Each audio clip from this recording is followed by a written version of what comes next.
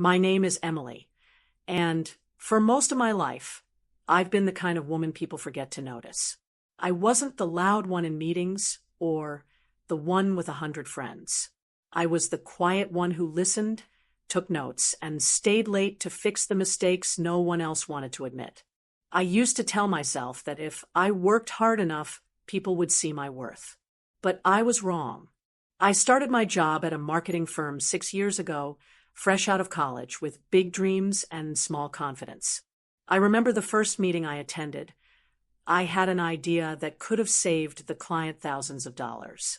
I rehearsed it the night before, even practiced in front of the mirror.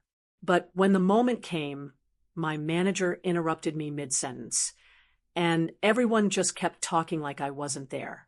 That moment stayed with me. So I learned to stay quiet. I became the woman who did all the behind-the-scenes work, the one who made others look good. I was good at it too. I was the ghost who made the team shine. But silence, I've learned, has a weight. And over time, that weight turns into something heavy, a kind of sadness that lives inside you. A few years later, our company got a new director, Jason Carter. He was confident, charming, the kind of man who filled every room with his voice. On his first day, he asked everyone to share one thing they were proud of achieving. When it was my turn, I froze. I had achieved plenty, led campaigns, handled crises, saved clients. But when I opened my mouth, all I said was, I just try to make sure things run smoothly. He smiled politely and moved on.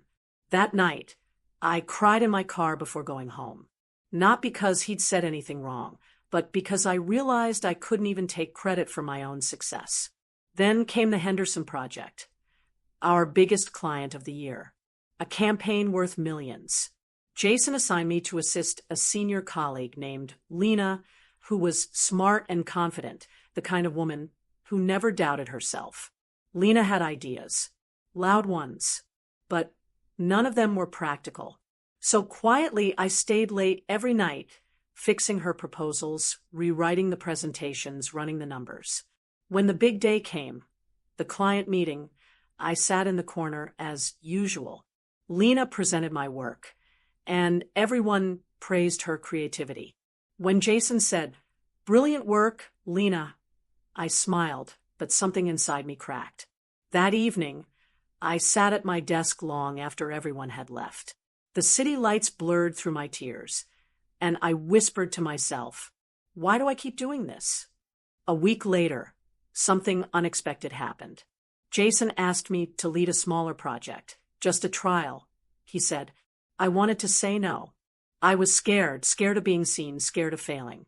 But then I remembered something my grandmother once told me. Courage doesn't mean you're not afraid. It means you go forward even when you are. So I said yes. For the first time, I was in charge. And for the first time, my ideas had my name on them. I worked harder than ever before, not to impress anyone, but to prove to myself that I could. But success didn't come easily. My first presentation went badly. I forgot key points, my voice trembled, and Jason looked disappointed. That night, I almost gave up.